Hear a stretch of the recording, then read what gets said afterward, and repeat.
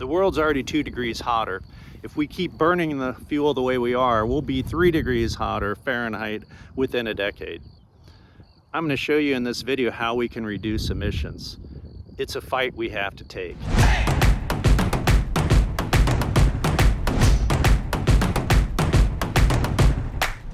Let's look at the sectors where emissions come from and how we can reduce them.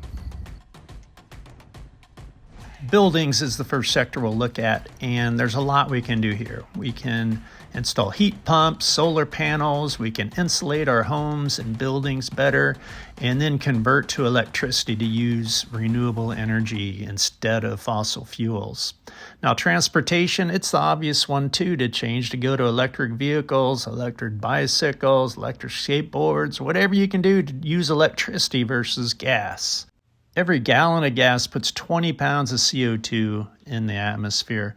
So when you use 100 gallons of gas, that's a ton of CO2 into the atmosphere. Electric vehicles are key to lowering our emissions.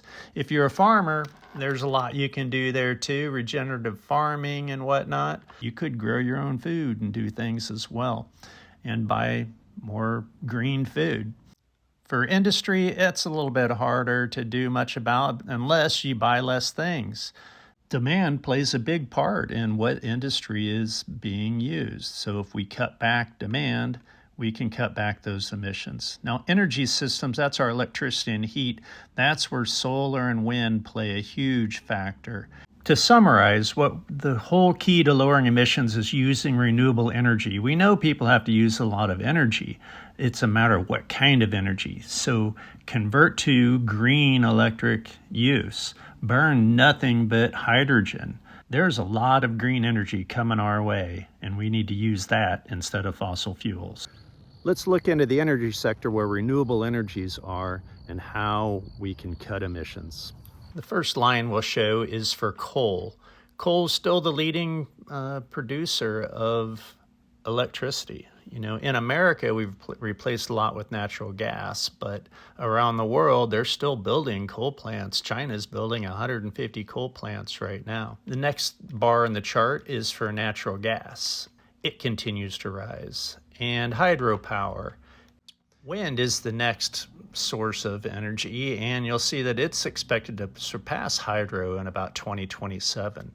The real champion that we expect to help with renewable energy is solar. You can see that it's supposed to surpass all other sources by 2027, and it's growing phenomenally quick.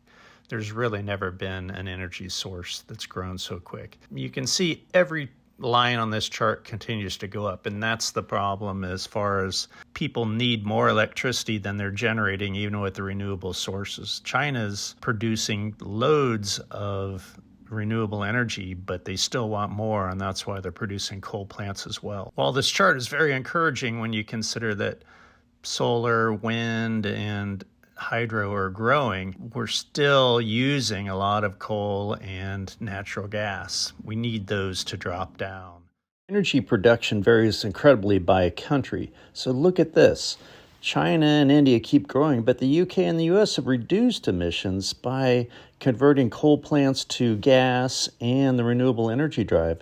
Now, this is several years old data now, and it continues to grow as the renewable energies grow. We just need coal and oil to drop like this so that we can reduce our emissions even farther. We have a long way to go, but we're not going to get there unless we cut fossil fuels. I know it's hard to believe that we could get off fossil fuels, but look at this next couple of charts. The first one shows what we were doing in 2019. Coal, oil, and gas dominate, with wind and solar under 10 exajoules. One scenario the IPCC looks at, in 2060, almost all of our sources will be renewable. Solar being 261 exajoules, wind over 100, and the dominant ones today would be well under 100 exajoules. That's 37 years from now, and we could do it, but it would be a huge change, and there's a lot of resistance from, of course, the oil, gas, and coal industry. We need to convert to this, or the future is going to be a much uglier place. Renewable energy is the key, and all that energy is free. That's the free flow instead of expensive fuels. That's what I named the series after. Every second, the sun is sending 10,000 times more power than humans consume. If we capture that effectively, we could wean ourselves off fossil fuel. There is a solution. We need government policy to reduce fossil fuel emissions. Now, what's standing in our way? There's a lot of things. First, it's our habits, the way we've always done things just can't go on. We can't keep doubling our populations and living the way we are without ruining the planet. I hope we can act sooner than later, but the trends aren't looking good unless people get out and do something. And something simple, just voting, is easily the most effective tool we have. I'm Scott Kipp, and I want to make videos you're interested in. So leave me comments and let me know what you want to know. And subscribe. Care for the future, vote for the future.